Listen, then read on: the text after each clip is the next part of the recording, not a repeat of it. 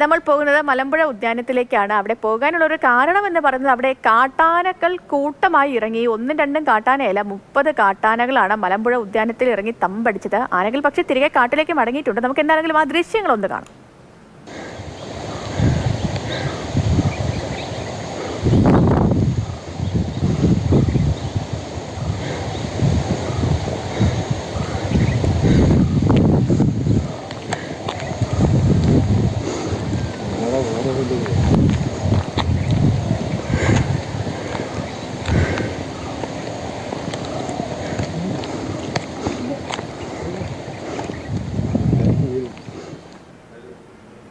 Gokul VS ഉണ്ട് നമുക്കിപ്പം. Gokul, good morning. ഇപ്പോൾ നമ്മൾ ഈ ദൃശ്യങ്ങളിൽ കാണുമ്പോൾ ഈ വലിയ ആനകളും കുട്ടി ആനകളും ഒക്കെ ഉണ്ട് നിരനിരയായിട്ട് ഈ 10-30 പേര് ഇങ്ങനെ പോകുന്നത് കാണുമ്പോൾ നമുക്കൊന്ന് പേടിപ്പെടുത്തുന്ന ദൃശ്യങ്ങൾ കൂടി തന്നെയാണ് ഇത്.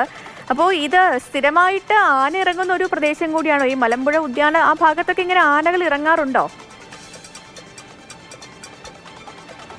മലമ്പുഴയിൽ ഈ കവ മേഖലയിൽ ആ ഭാഗത്തൊക്കെ നിരന്തരമായി തന്നെ ആന ഇറങ്ങുന്ന ഒരു സ്ഥലമാണ്. ഈ ഉദ്യാനത്തിന് അടുത്തുകൂടെയാണ് ഈ ആനക്കൂട്ടം പോയത്. ഏകദേശം 30 ആനകൾ ഈ ഒരു കൂട്ടത്തിലുണ്ടായിരുന്നു.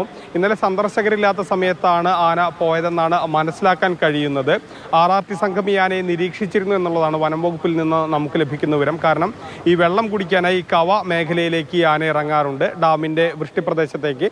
അങ്ങനെ ഇറങ്ങുന്നതിനിടയിലാണ് ഈ ഒരു ദൃശ്യം ഒരാൾ ഫോണിൽ പകർത്തുകയും അത് സമൂഹ മാധ്യമങ്ങളടക്കം പ്രചരിക്കുകയും ചെയ്തത്. ഏതായാലും 30 ആനകൾ ആ ഒരു കൂട്ടത്തിലുണ്ട്. ഈ ഒരു മേഖലയിൽ ഈ ഒരു മലമ്പുഴ വനമേഖലയ്ക്കടുത്ത് ഈ കഴിഞ്ഞ ദിവസങ്ങളായി തന്നെ 2 ആനക്കൂട്ടങ്ങൾ തമ്പടിച്ചിരുന്നു. അത് ജനവാസ മേഖലയോട് ചേർന്നൊക്കെ പോയിരുന്നു എന്നെല്ലാം പല പ്രദേശവാസികളും നമ്മളോട് വിവരം നൽകിയിരുന്നു. അപ്പോൾ ആ ഒരു ആനക്കൂട്ടം തന്നെയായിരിക്കും ഒരുപക്ഷെ ഈ പറയുന്ന മലമ്പുഴ ഉദ്യാനത്തിലൂടെ എത്തി ഈ കവ മേഖലയിലെത്തി വെള്ളം കുടിക്കുകയും ചെയ്തതെന്നാണ് നമ്മൾ മനസ്സിലാക്കുന്നത്.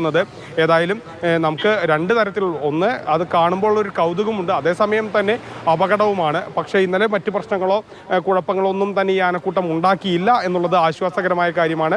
വെള്ളം കുടിക്കുകയും തിരികെ വനത്തിലേക്ക് തന്നെ കയറുകയും ചെയ്തു. അതുകൊണ്ട് തന്നെ അതൊരു ആശ്വാസകരമായ കാര്യമാണ്.